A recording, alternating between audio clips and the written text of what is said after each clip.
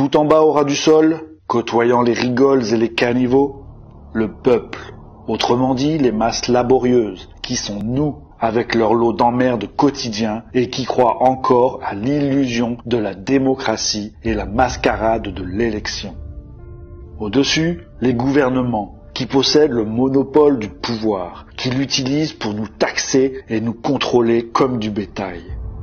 Au niveau supérieur, les grandes entreprises, les multinationales, qui contrôlent les gouvernements et dirigent réellement le monde. Financement des campagnes et corruption de la classe dirigeante par le pouvoir de l'argent, pour leur seul profit.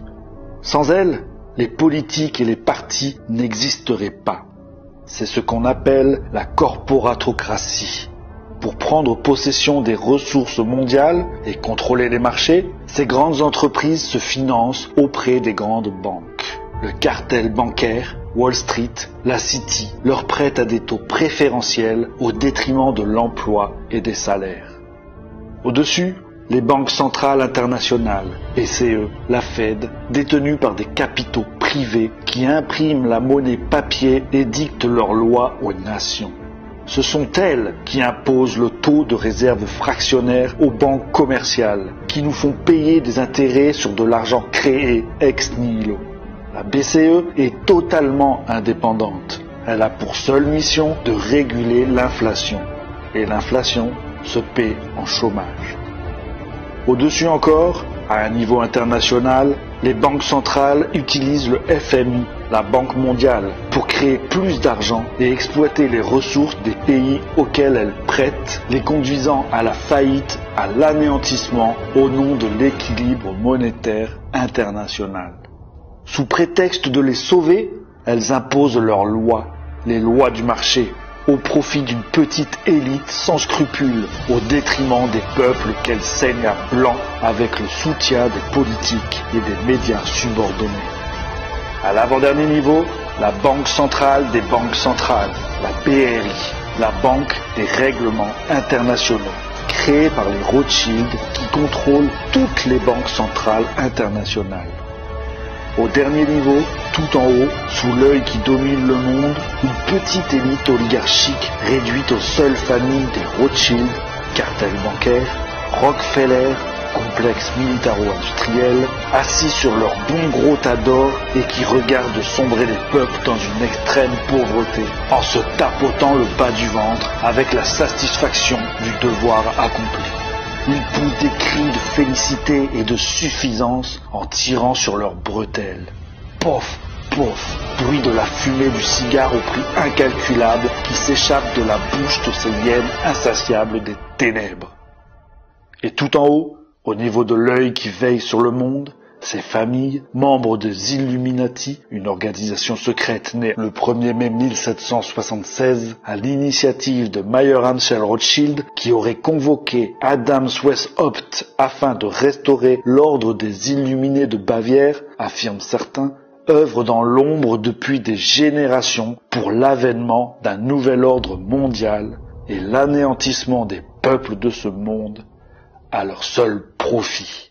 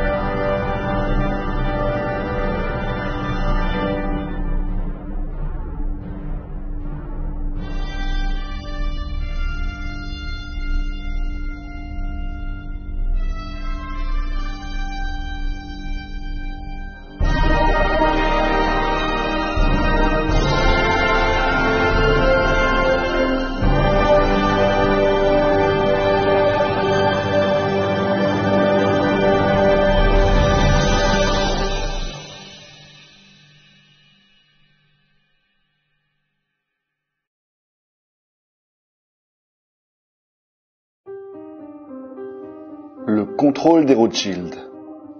Liste des banques détenues et contrôlées par les Rothschild. De plus en plus de gens commencent à comprendre que 99% de la population mondiale est contrôlée par une pseudo-élite du pourcentage restant. Mais qui contrôle cette dite élite de 1%? S'agit-il d'une simple théorie du complot qui attribue ce rôle à la famille Rothschild? En effet, la famille Rothschild semble littéralement tout dominer, même les lignes du 1%. Examinons donc cette affirmation à la lumière de la liste suivante. Liste qui devrait être irréfutable car elle n'énumère que les banques détenues et contrôlées par les Rothschild.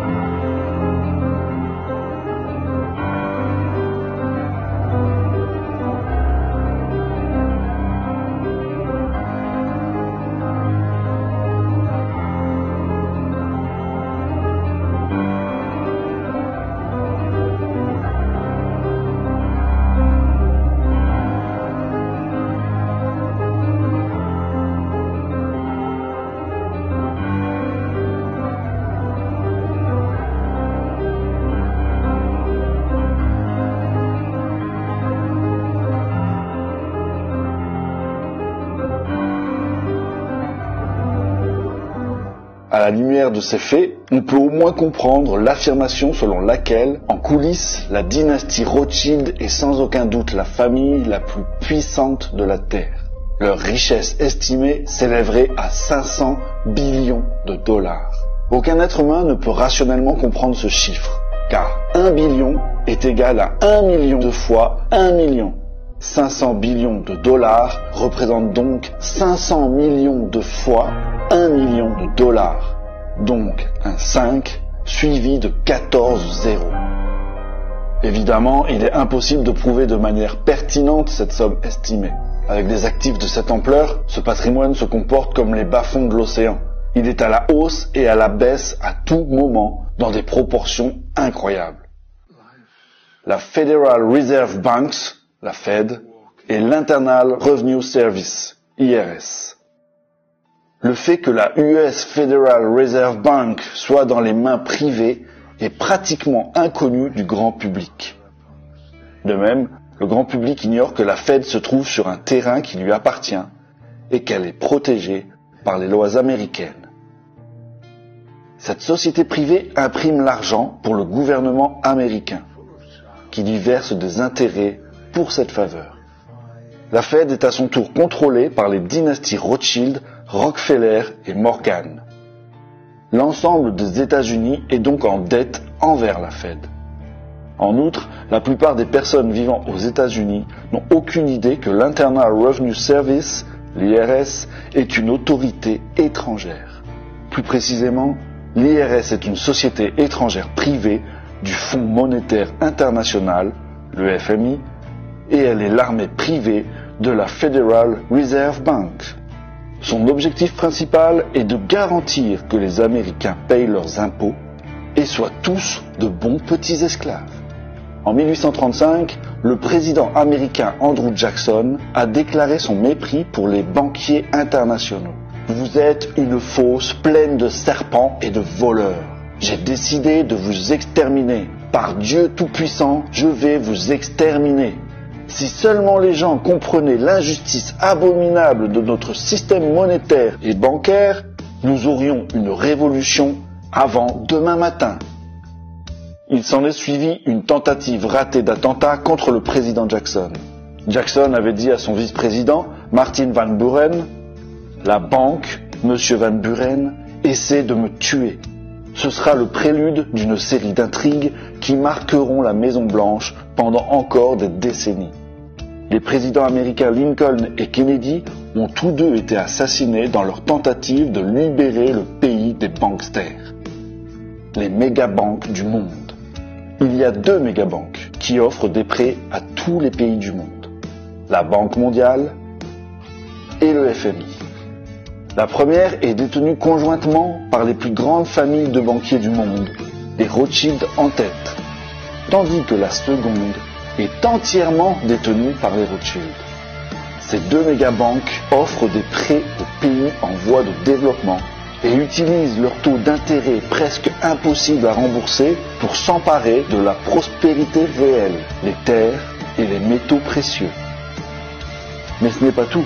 Une partie importante de leur plan est aussi d'exploiter les ressources naturelles d'un pays, comme le pétrole ou le gaz, avec l'aide des sociétés qui leur appartiennent en secret, de les raffiner et de les revendre au même pays, générant d'énormes profits. Mais pour que ces entreprises puissent fonctionner de manière optimale, elles ont besoin d'une infrastructure solide, qui manque généralement dans les pays dits en développement. Ainsi, les banksters qui offrent eux-mêmes des prêts presque impossibles à rembourser s'assurent à l'avance que la majeure partie de l'argent soit investie, vous l'aurez compris, dans des infrastructures. Ces négociations sont menées par des tueurs économiques qui réussissent en payant à ceux qui peuvent vendre leurs terres une jolie rétribution, c'est-à-dire un pot de vin, ou sinon en les menaçant de mort. Pour plus d'informations sur ce sujet, on peut lire le livre « Les confessions d'un assassin financier ». Une des banques qui contrôle tout, la Banque des règlements internationaux, BRI, dont le siège est à Bâle, est manifestement contrôlée par les Rothschild, et son surnom est la Tour de Bâle. Le vrai pouvoir des Rothschild va bien au-delà de l'empire bancaire. Si vous n'avez pas encore été étonné par la puissance des Rothschild, et vous l'êtes certainement, veuillez noter qu'ils sont derrière toutes les guerres depuis Napoléon. C'est le cas depuis qu'ils ont découvert à quel point il est rentable de financer les 2 parties d'une guerre. Et depuis lors, ils le font tout le temps. En 1849, Gretel Schnapper, épouse de Mayer Amschel Rothschild, déclara « Si mes fils ne voulaient pas de guerre, il n'y en aurait pas. » Le monde est donc en guerre parce que c'est terriblement profitable pour les Rothschild et les banksters, leurs alliés parasites. Et tant que nous continuerons à utiliser leur argent, le monde ne vivra jamais dans la paix. Il est important de noter dans ce contexte qu'il s'agit d'une société secrète sectaire, aucunement d'une conspiration juive, comme beaucoup le pensent et se laissent conduire à la discrimination raciale. Même si ces banksters se prétendent juifs, ils ne le sont aucunement, car le vrai juif n'a pas le droit de revendiquer des intérêts selon Genèse 25, verset 37. Tu ne lui donneras pas ton argent contre des intérêts, et tu ne lui donneras pas ta nourriture contre un supplément. Il est choquant pour beaucoup de découvrir que les États-Unis d'Amérique sont une société dominée par des étrangers. Son nom d'origine était Virginia Company et elle appartenait à la couronne britannique. Cependant, il ne faut pas confondre la couronne britannique avec la reine, qui n'a en grande partie plus que des pouvoirs cérémoniaux. La couronne britannique a transféré la société au Vatican, qui lui a restitué les droits d'exploitation. Les présidents américains sont devenus directeurs généraux et leur rôle est de collecter des fonds pour la couronne britannique et le Vatican, qui perçoivent leur part des bénéfices chaque année. La couronne britannique gouverne secrètement le monde à partir d'un État indépendant et souverain de 2,9 km² connu sous le nom de City of London. Cette autre couronne est constituée d'un comité de 12 banques dirigées par la Banque d'Angleterre. Et devinez qui contrôle la Banque d'Angleterre? Exactement, les Rothschild. En 1815, Nathan Mayer Rothschild fit la déclaration suivante. « Je ne me préoccupe pas de savoir quelle marionnette est placée sur le trône d'Angleterre, le royaume où le soleil ne se couche jamais. L'homme qui contrôle la masse monétaire britannique contrôle l'Empire britannique et je contrôle la masse monétaire britannique. Ce n'est donc pas une simple théorie du complot, mais la maison Rothschild se trouve en fait au sommet de la pyramide du pouvoir. Si l'on fait des recherches approfondies, on découvre qu'ils sont le cerveau du nouvel ordre mondial et qu'ils dominent complètement d'un agenda mondial. Ils sont derrière l'Union européenne et l'euro, et ils sont derrière l'idée de l'Union nord-américaine et de la monnaie améro. Ils contrôlent tous les services secrets du monde et leur armée privée est l'OTAN.